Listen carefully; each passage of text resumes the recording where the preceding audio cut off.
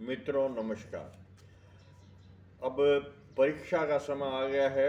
इन दिनों में मार्च या अप्रैल में मई में जो 10वीं क्लास की परीक्षा होगी, 11वीं की होगी, +2 की होगी, कॉलेज की परीक्षाएं होंगी और उसके बाद में अप्रैल मई जून में कंपटीशन वगैरह की परीक्षाएं होगी। तो ये जो अवधि है स्टूडेंट्स के लिए बहुत ही और इस प्रकार की है जिसमें स्टूडेंट तनाव में रहते हैं। देखो, तनाव में रहने से कोई काम नहीं चलता। काम तो आप जब तक अपने दिमाग को सही रखते हुए और पढ़ाई करोगे और उस पर ध्यान दोगे ना, तब जाके काम चलेगा। तनाव में रहने से आप अपना ही नुकसान करोगे, इससे कोई आपको लाभ नहीं होगा। देखो, तनाव के मुख्य कारण है कि सबसे पहला जो है, आपको इस बात का वहम रहता है कि पेपर कठिन आया तो क्या करेंगे। देखो, पेपर हमेशा सिलेबस में से आता है, तो आप पूरे सिलेबस की तैयारी करेंगे ना, तो आपके लिए ये कोई समस्या नहीं है कि पेपर कठिन आएगा या सरल आएगा। पूरे सिलेबस को तैयार कीजिए और उसके बाद में निश्चिंत होकर के परीक्षा दीजिए। आपको कोई फेल नहीं कर पाएगा, आपके अच्छे मार्क्स आएंगे क्योंकि आपने सिलेबस कंप्लीट किया है ना।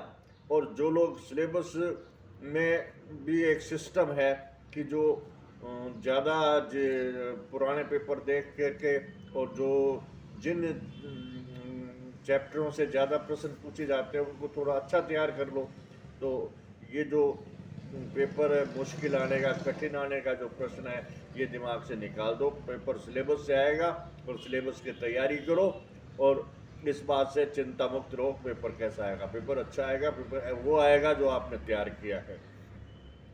इसके अलावा कई दफ़ा क्या है कि बच्चे बहुत ज़्यादा पढ़ाई करते हैं और नींद नहीं लेते, इससे भी उनके तनाव हो जाता है। इसलिए देखो, पढ़ाई करनी चाहिए, कड़ी मेहनत करनी चाहिए, ये सारी बातें ठीक है। इसके साथ साथ शरीर का भी आप ख्याल रखिए। शरीर को भी आप पूरा रेस्ट दीजिए, नींद भी पूरी लीजिए, है ना। नींद की कमी के कारण भी कई दफ़ा दिमाग में बहुत सारी विकृतियाँ पैदा होती हैं। इसलिए नींद का जो समय है उस पर आप सोइए, आराम कीजिए और पढ़ाई के समय पढ़ाई कीजिए।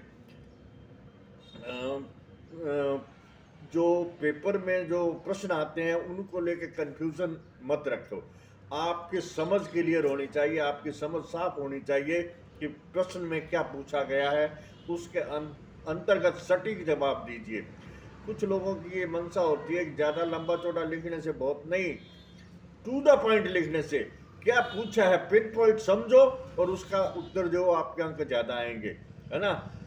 परीक्षा जो पेपर जांचने वाले ना, वो तुरंत आपकी बात को समझ आते हैं। इसलिए इस बात का ध्यान दिए बिना कि क्या है, प्रश्न को पूरी तरह समझिए और उसका पिन पॉइंट बिल्कुल सटीक जवाब दीजिए।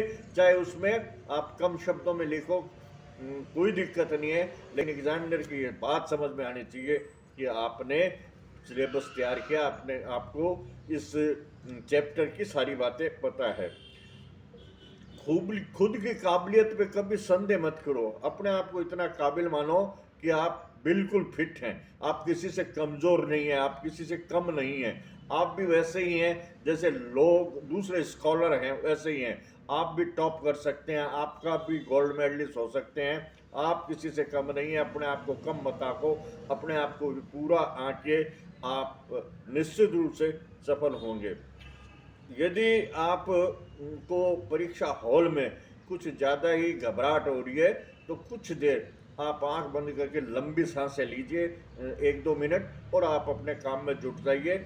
इससे आपको थोड़ा सा रिलीफ मिलेगा, है ना। और परिणाम की चिंता किए बिना, क्योंकि आपने मेहनत की है और ये मानते हुए कि मेरा पेपर अच्छा होगा, और मेरा परिणाम भी अच्छा होगा, पहले से चिंता मुक्त होकर के और आप परीक्षा कीजिए, परीक्षा दीजिए। परीक्षा में आपके परिणाम अच्छे आएंगे और आत्मविश्वास के साथ आप परीक्षा दें, पूरे फुल कॉन्फिडेंस के साथ परीक्षा देवें। आपका जो परिणाम है वो बढ़िया आएगा। तो आज के वीडियो में बस इतना ही।